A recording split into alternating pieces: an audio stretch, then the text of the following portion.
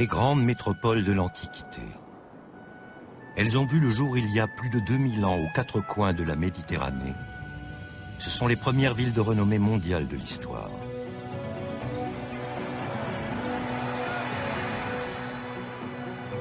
La population se concentre dans des lieux où se développent les arts, le commerce et les sciences. Dans leur lutte pour le pouvoir et l'influence, ces cités mythiques rivalisent de magnificence, en bâtissant des bâtiments toujours plus somptueux.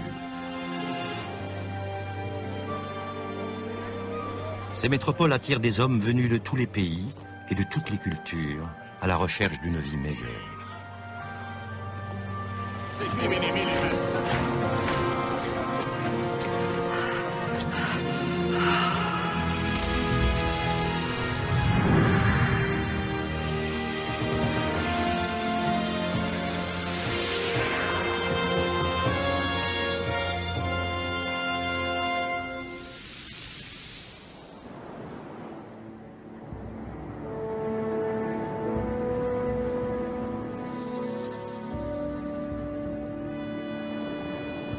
Il était une fois Carthage, sur la côte nord-africaine. Une ville de commerce et de négoce, port d'attache de l'un des plus grands peuples marins de l'histoire. Les ancêtres des Carthaginois sont les Phéniciens. À bord de leurs navires, ils ont débarqué en Afrique il y a plus de 3000 ans. Petit à petit, ils ont colonisé la côte nord-africaine. Excellents marins, ils ont navigué au large de l'Afrique et ils auraient même atteint les côtes américaines.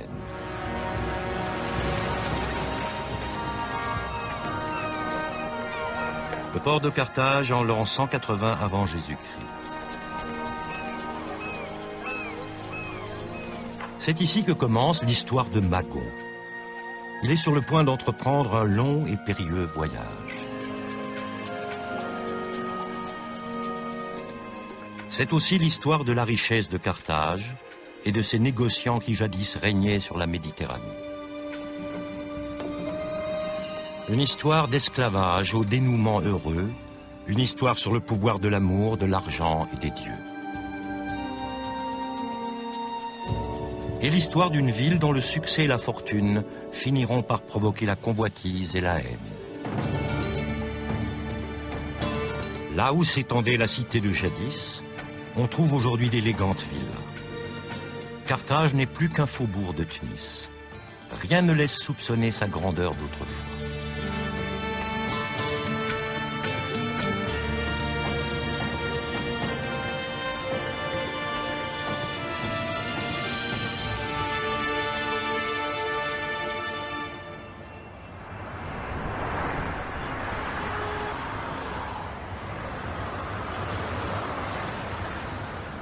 Tunis est une métropole tout en contradiction.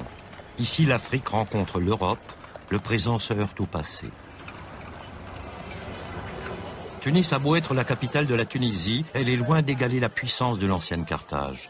Plaque tournante du commerce méditerranéen et lieu de rencontre d'hommes venus de tous horizons.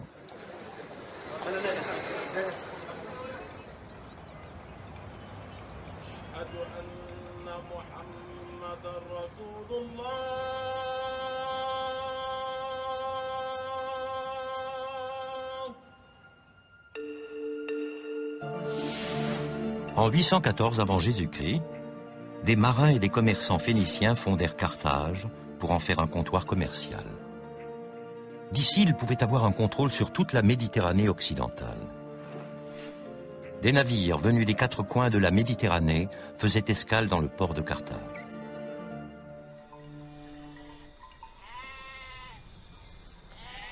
Aux portes de la ville, un aqueduc romain. Sur plus de 130 kilomètres, il acheminait l'eau des montagnes de l'Atlas vers la ville que les Romains édifièrent sur les ruines de la Carthage punique. Par ce puissant édifice, Rome a exprimé sa volonté de dominer l'Afrique du Nord. Il témoigne de l'histoire mouvementée de cette région à travers les âges.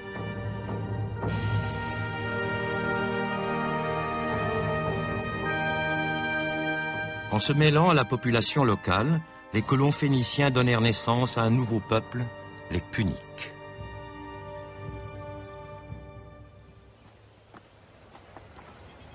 Depuis des années, le professeur Fethi Shelby tente de percer les secrets de Carthage. Les résultats des fouilles évoquent rarement le quotidien de la ville antique. Le plus souvent, ils décrivent plutôt sa chute. On retrouve ces traces, les vestiges de cette catastrophe dans les fouilles de la couche de 146 de destruction, qui sont des couches noires de cendres, de poutres qui ont brûlé. On rencontre dans ces fouilles des plans fondus, des armes, des javelots, des cadavres, des crânes fondus, toutes sortes de témoignages de cette épouvantable bataille qui s'est déroulée ici sur cette colline et qui ont sonné le glas de la Carthage punique.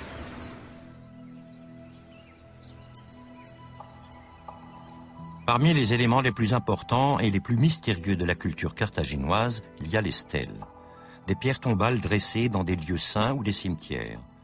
Elles présentent des inscriptions énigmatiques.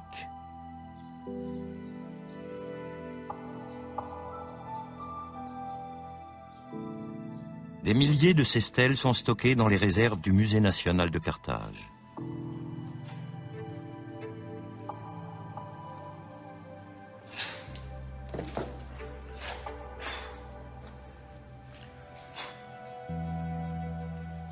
Pour Fethi Shelby, ce sont des témoins inestimables d'un passé très lointain.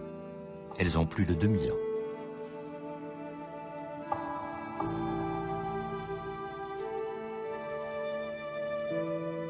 Ces écritures mystérieuses sont les précurseurs directs des écritures grecques et latines.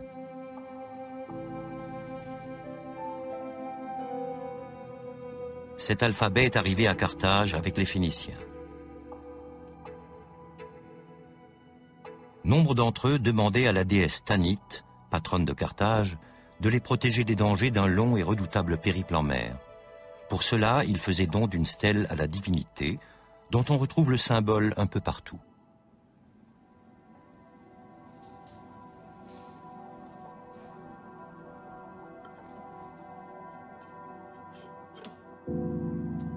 Ce squelette d'un punique a été trouvé dans l'une des catacombes de Carthage. Il vivait il y a 2200 ans.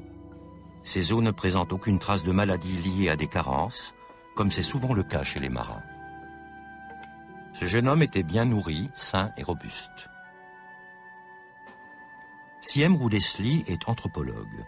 Dans les laboratoires du Musée national, elle tente d'en apprendre un peu plus sur cet homme en examinant son squelette. Il était peut-être l'un des nombreux marchands de la ville.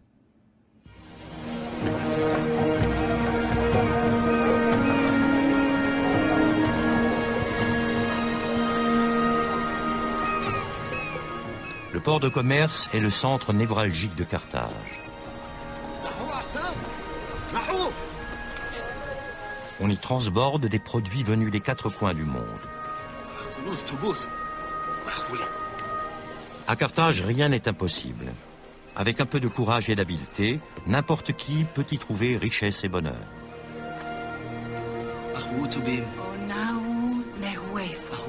Magon est navigateur.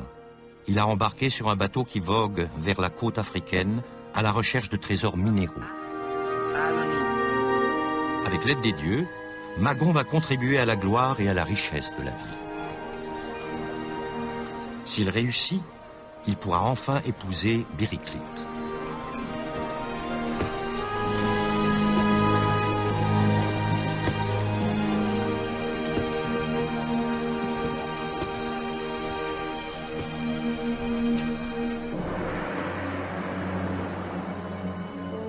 La mer n'est pas sans danger.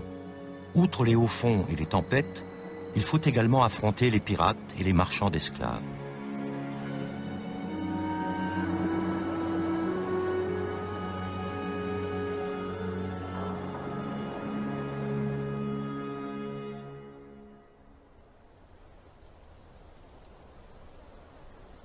Les vestiges d'un quartier d'habitation. Les maisons sont très rapprochées et comportent plusieurs étages. Les rues sont étroites.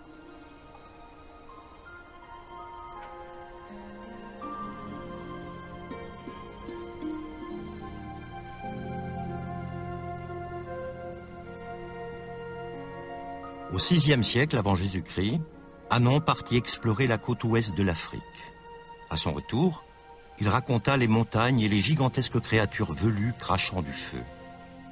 Pour étayer ses récits, il rapporta la fourrure d'un gorille.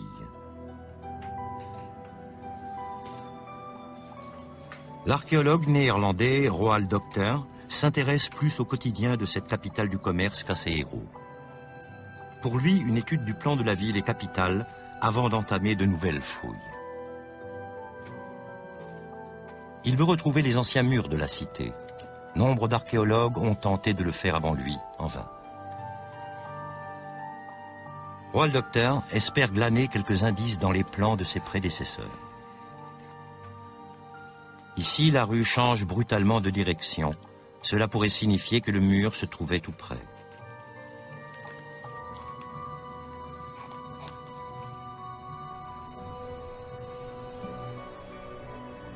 Roald Docter espère le trouver ici. Les archéologues ont déjà creusé 10 mètres en profondeur pour retrouver l'histoire de Carthage. Ces escaliers traversent les aires byzantines et romaines avant de mener au reste de la ville punique. Ces pierres appartiennent-elles aux murs de la cité, à l'ancienne Carthage, que ses habitants ont dû protéger des tribus nord-africaines ?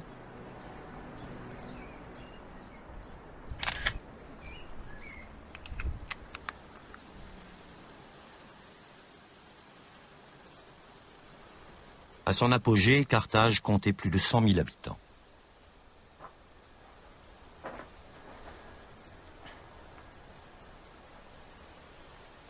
Mais la ville n'était pas située sur la rive d'un fleuve et il n'y avait pas suffisamment de points d'eau. L'économie de l'eau à l'époque punique était vraiment admirable. À Carthage, on a retrouvé des centaines de citernes. Chaque maison avait sa citerne propre. Ces citernes sont très profondes, étroites et allongées, et elles sont recouvertes d'un enduit étanche qui est très résistant et excellent, ce qui a permis de les conserver. Et ces citernes étaient approvisionnées par une adduction d'eau qui provenait de la terrasse grâce à des tuyaux en terre cuite. Contrairement aux Romains, les Carthaginois n'utilisaient pas d'aqueduc. Peut-être que ces immenses conduites d'eau, cibles faciles à détruire en cas de guerre, ne leur inspiraient pas confiance.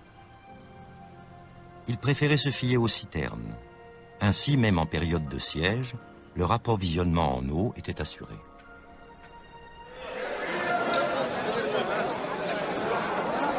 Les marchés de l'époque n'étaient guère différents de ceux de la vieille ville de Tunis. Ici, les pêcheurs de Carthage venaient vendre le produit de leur pêche. Les bêtes de boucherie provenaient des environs. De nombreux Carthaginois gardaient les petites pièces, volailles, pour leur propre consommation. La région était fertile, comme l'illustre un ouvrage punique sur l'agriculture qui a survécu au siècle. Il devait être précieux aux yeux des Romains, puisqu'ils l'ont traduit en latin. Les Carthaginois se nourrissaient principalement de céréales et de pain.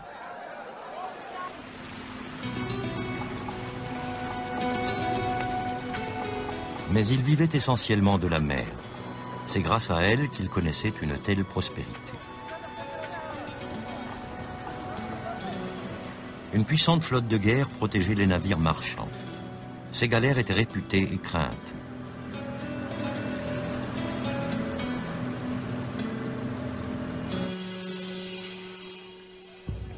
Vue du ciel, la ville antique offrait un spectacle unique. Pour protéger leur flotte, les Carthaginois avaient aménagé un double port artificiel. Ce bassin circulaire abritait les bâtiments militaires. De ce port, il ne reste aujourd'hui que quelques pans de murs et le bassin de forme arrondie.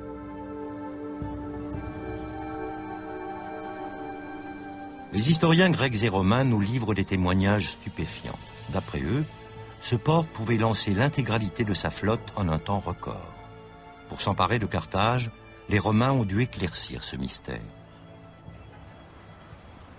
Ce port était un endroit très secret. Comme il y avait beaucoup d'étrangers qui étaient à Carthage, les Carthaginois l'avaient entouré d'un grand mur pour empêcher que les regards indiscrets ne voient ce qui se passait dedans. Ils ne pouvaient compter, par exemple, le nombre de navires qui étaient ici en réparation. C'était donc un endroit particulièrement protégé et secret de la ville.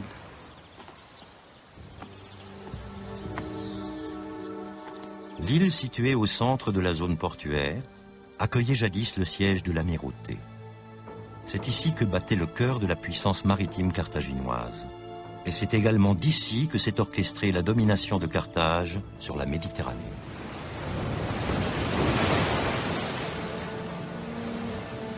Les vaisseaux de guerre protégeaient les voies maritimes et les installations commerciales contre les pirates, mais n'hésitaient pas non plus à dévaliser les autres navires. La suprématie de la flotte carthaginoise n'était pas due à ses navires, mais à ses rameurs et au talent de ses capitaines.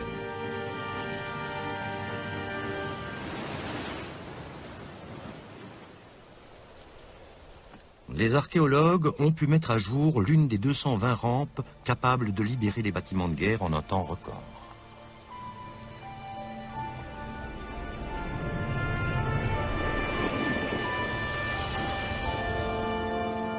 Mais il ne s'agit là que d'une infime partie du secret de ce port très sophistiqué.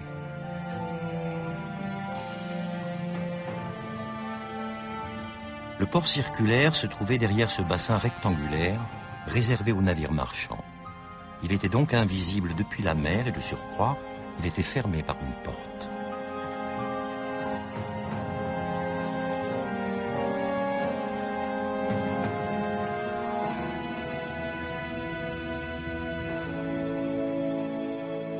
Magon est parti depuis plusieurs mois.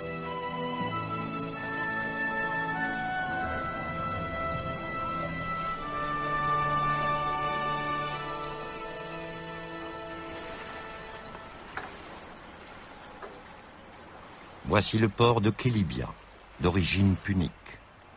Ici, on trouve encore certains de ces immenses navires en bois qui ont régné sur la Méditerranée.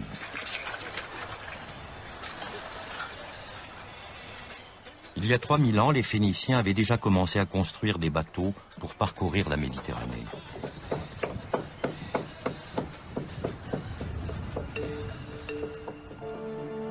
Ils venaient de la cité-État de Tyr, dans l'actuel Liban. À bord de leurs bateaux, ils naviguèrent vers l'ouest et fondèrent plusieurs comptoirs commerciaux, dont Carthage. Grâce à sa situation stratégique, la cité nord-africaine ne cessa de gagner en puissance, jusqu'à éclipser militairement et économiquement toutes ses rivales phéniciennes. Il y avait des marchands, il y avait des marins. Et là, les négociants carthaginois sont très célèbres. Ils étaient aussi célèbres que ceux de Phénicie, qui sont connus par tous les textes de l'Antiquité. Carthage était, n'oublions pas, une puissance commerciale de premier ordre.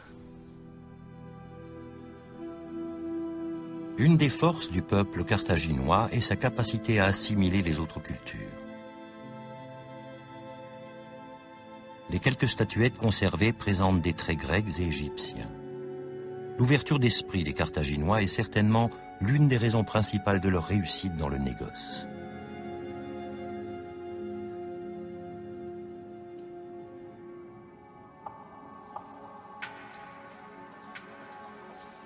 Dans ce coffre-fort, Siem Roudesli conserve quelques objets précieux. Au cours des siècles, ils ont échappé aux soldats romains et aux pilleurs de tombes.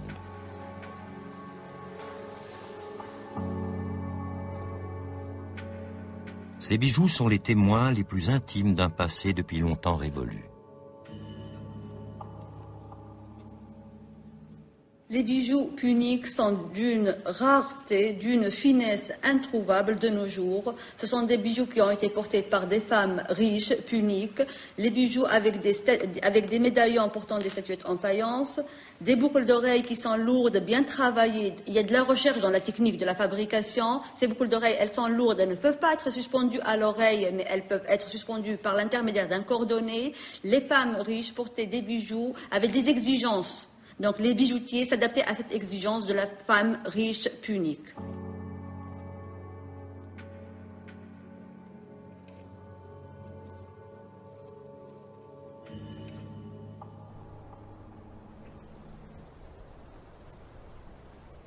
Kherkouane.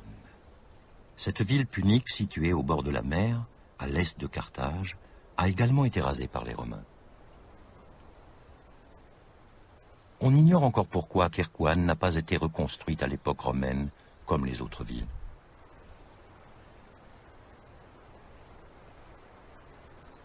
Mais c'est justement pour cette raison que Kherkouane peut fournir de précieux détails sur l'urbanisme et la société punique.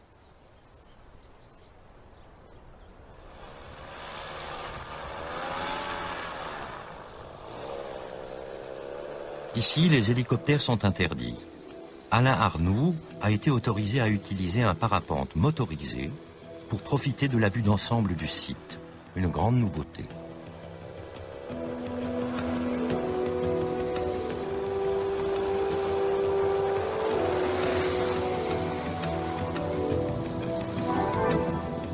Vu d'en haut, on distingue nettement le plan de la cité. Les maisons sont petites, il n'y a ni palais ni bâtiment d'envergure.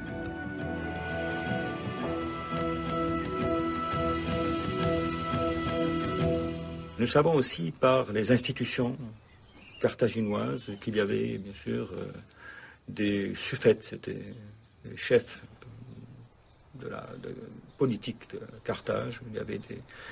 Il y avait aussi des prêtres qui s'adonnaient au culte de toutes les divinités dont on en a parlé. Et ces prêtres sont évoqués aussi sur à la fois sur les stèles votives du Tophet, mais aussi sur des stèles funéraires. Donc c'était une société très complexe, qui était composée de plusieurs corps de métiers.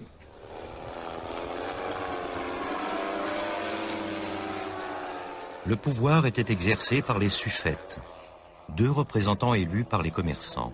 Carthage n'a donc jamais connu de roi.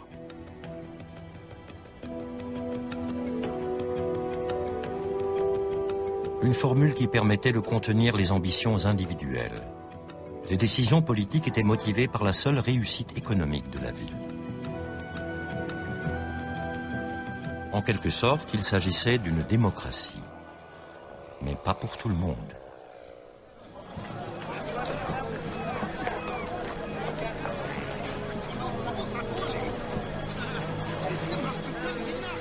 Aucune ville de l'Antiquité n'aurait pu exister sans esclaves. Leurs muscles étaient les moteurs du monde antique. N'importe qui pouvait être réduit à l'esclavage, les indigents, les personnes enlevées, les prisonniers de guerre.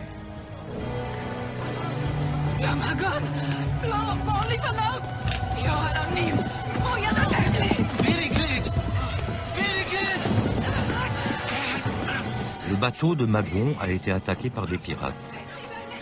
Au lieu de rentrer chez lui couvert de richesses, l'homme libre est devenu un esclave sans aucun droit et abandonné des dieux.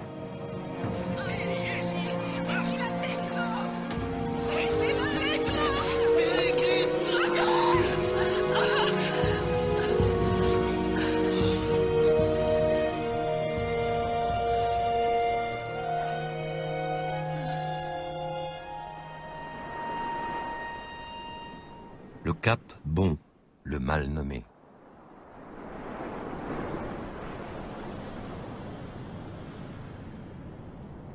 Dans l'Antiquité, c'était un lieu de terreur et de souffrance. Ici, esclaves et criminels extrayaient les pierres nécessaires à la construction de Carthage.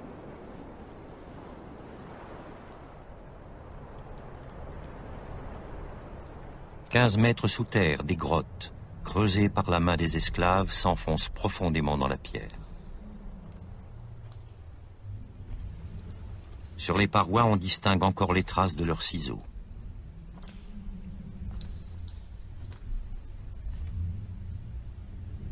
Ces grottes faisaient à la fois office de carrière et de prison.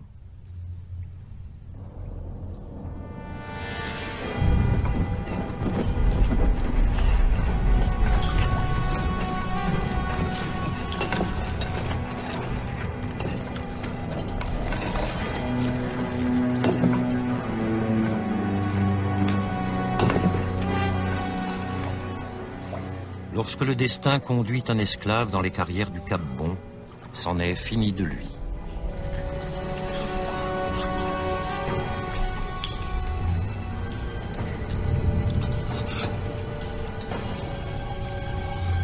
À la merci des gardiens, Magon sait qu'il ne quittera jamais les carrières vivant.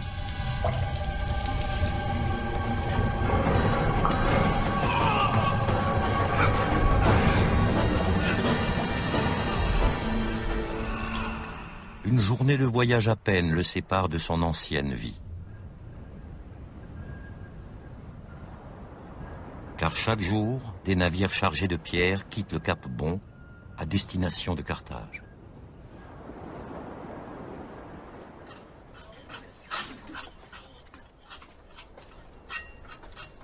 Les recherches de Roald Docter commencent enfin à porter leurs fruits.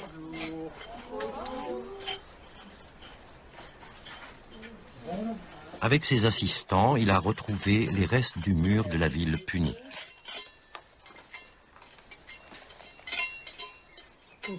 Ses dimensions sont impressionnantes. Ça fait combien? 3,90 m. Ok, merci. Diese Mauer ist tatsächlich gefunden worden. Nous avons trouvé ce mur qui est composé de 2 parties, avec au milieu des tiges de renfort.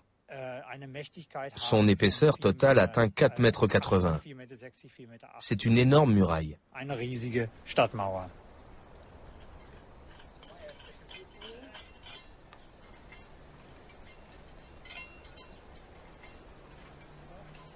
Ce mur avait un rôle défensif, mais il marquait également la séparation entre les quartiers d'habitation et les zones industrielles.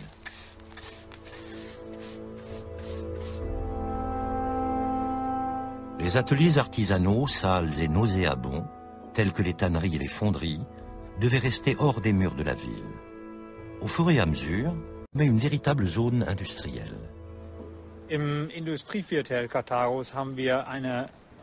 Dans le quartier industriel de Carthage, nous avons trouvé un grand nombre de ces soufflets à l'intérieur des fourneaux.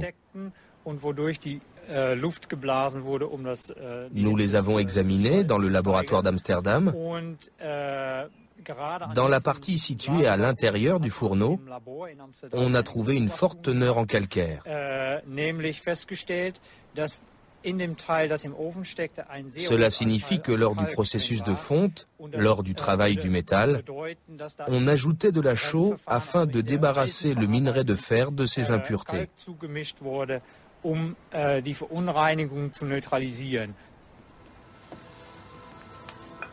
Pourtant, l'usage de la chaux dans l'extraction du minerai de fer et la production de l'acier est apparu bien plus tard. Les Carthaginois connaissaient-ils déjà ce procédé il y a 2000 ans? Pour en savoir plus, les chercheurs d'Amsterdam ont décidé d'avoir recours à un tomographe électronique. Des rayons X radiographient les soufflets couche par couche.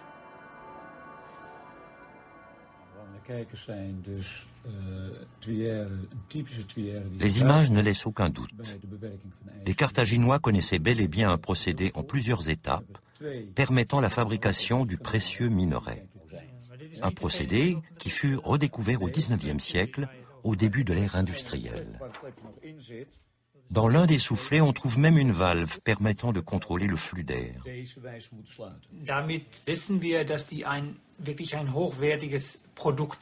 Nous avons la certitude qu'ils avaient à disposition des produits de grande qualité fabriqués à un haut niveau industriel. La production devait être très importante, supérieure même aux besoins de la population. Nous pouvons ainsi en conclure qu'ils exportaient ces produits. Il pouvait s'agir d'armes, mais également d'équipements pour les navires. Le fer de Carthage était excellent. Mais avec le temps, même le meilleur fer finit par être rongé par la rouille. Ce n'est pas le cas de cette anse, alliage de cuivre et d'étain. Les Carthaginois contrôlaient le commerce avec ces métaux, dont ils tenaient l'origine secrète. Qui sait quelles autres connaissances ont sombré en même temps que Carthage?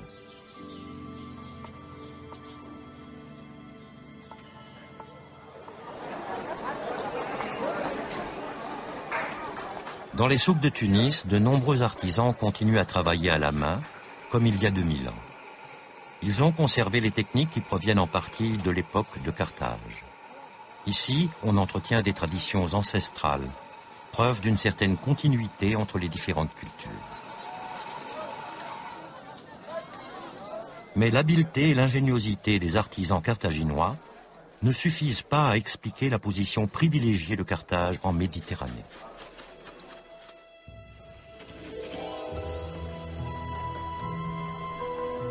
Ce sont les commerçants qui sont à l'origine de cette opulence.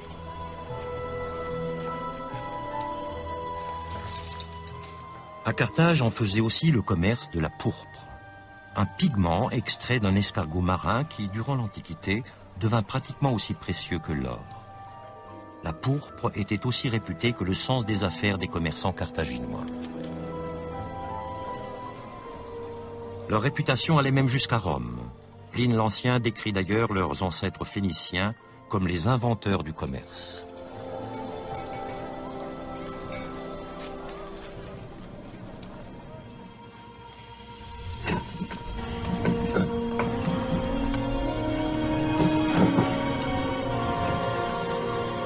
Magon sait que sa famille est trop pauvre pour racheter sa liberté.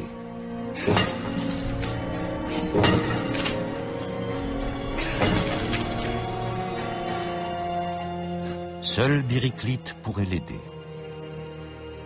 En désespoir de cause, Bériclite va voir Naber, un riche parent.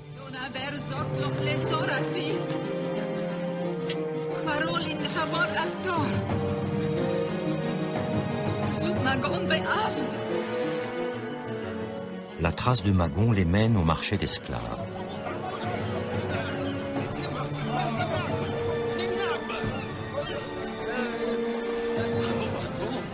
Lord Naber pourra-t-il rendre à Magon sa liberté?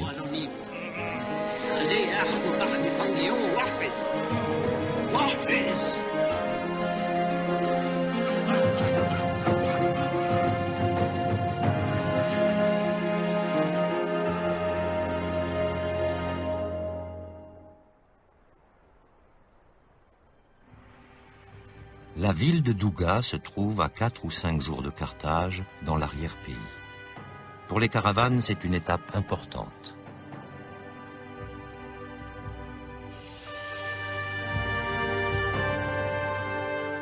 De même que l'or et l'ivoire, les esclaves de Carthage venaient du cœur de l'Afrique. Ici encore, les Romains ont construit une ville sur les ruines d'une colonie punique.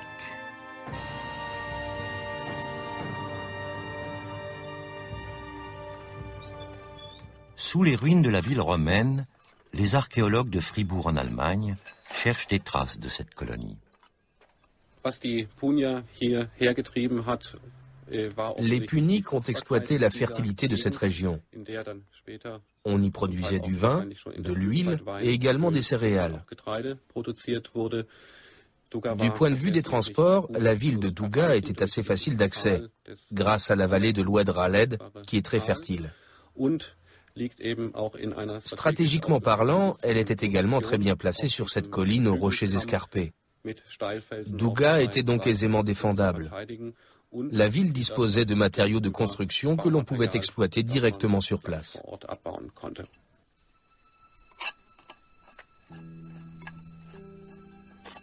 En fouillant sous les couches romaines, les archéologues ont trouvé les murs d'un quartier d'artisans puniques.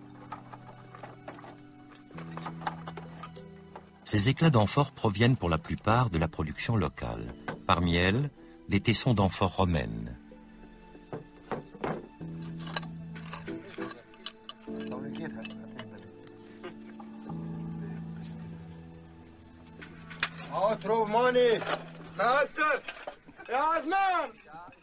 Une pièce romaine. Quelques années avant la destruction de Carthage, en l'an 146 avant Jésus-Christ, de plus en plus de ces pièces circulaient dans la région. Les Romains avaient réussi à attirer Douga dans leur camp.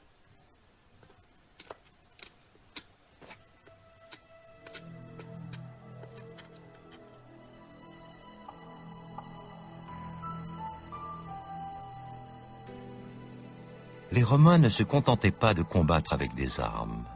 Ils savaient aussi manier le verbe. Ils ont lancé une rumeur selon laquelle les Carthaginois sacrifiaient leurs enfants sur le Tophet, leur lieu de culte.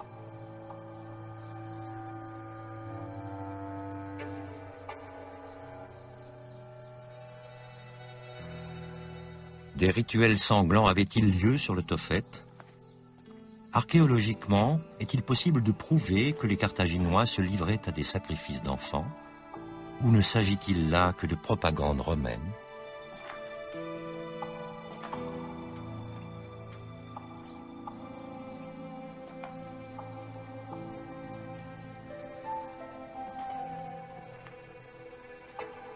Sous les stèles, on a effectivement trouvé des eaux carbonisées qui, sans nul doute possible, appartenaient à des enfants.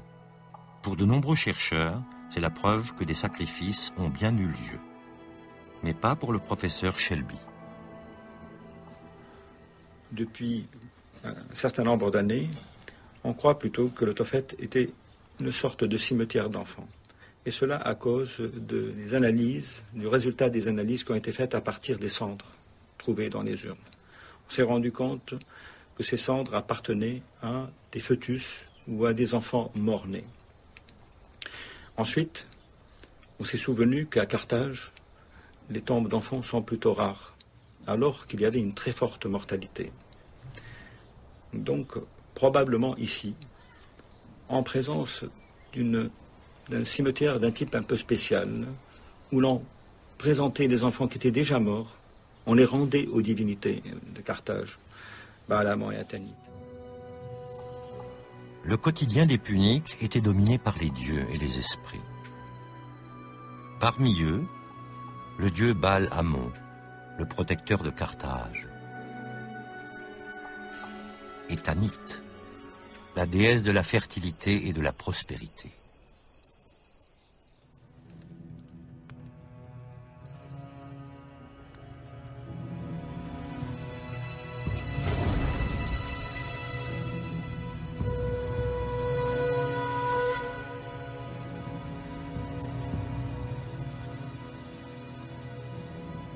Avec l'aide de Naber, Bériclite a fait libérer Magon.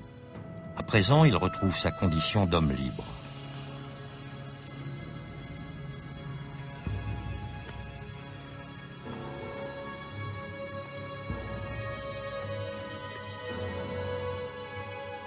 Le prêtre implore Tanit d'accorder sa bienveillance et sa protection à Magon.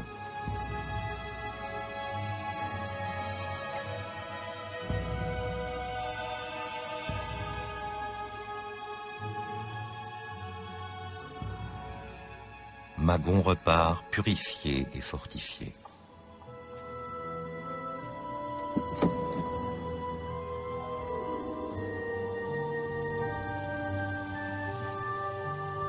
Devenu esclave suite à l'attaque de son bateau, Magon a retrouvé son statut de citoyen libre de Carthage.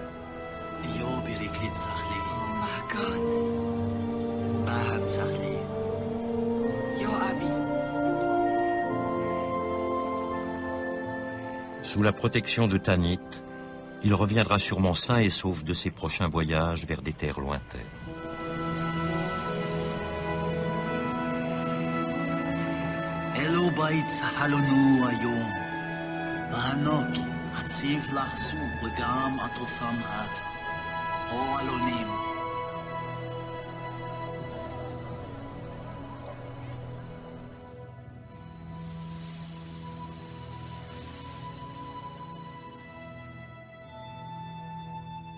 Au musée de Carthage, 2 sarcophages, sans doute ceux d'un riche marchand et de sa femme.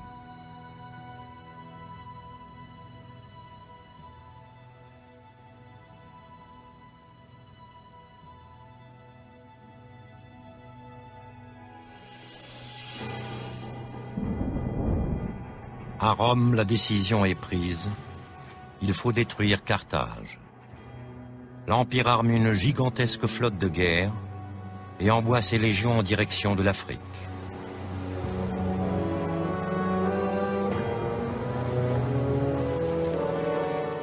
Au printemps de l'année 146 avant Jésus-Christ, Rome porte l'assaut décisif. La ville est assiégée.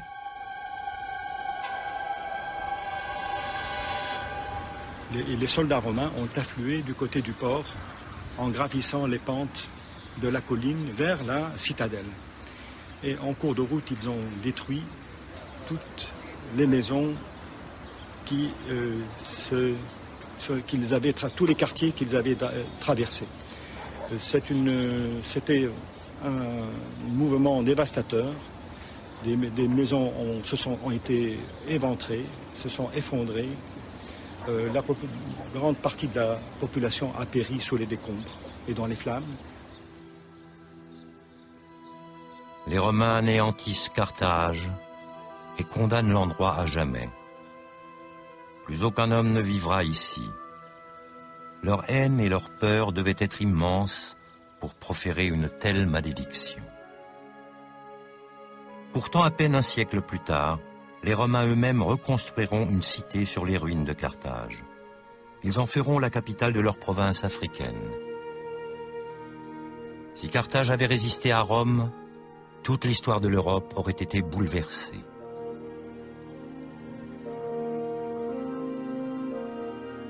Mais une fois sa rivale anéantie, plus rien n'empêche Rome de devenir la grande puissance de la Méditerranée.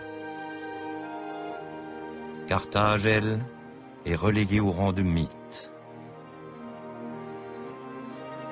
Elle restera toujours un lieu magique et continuera à susciter la fascination des hommes.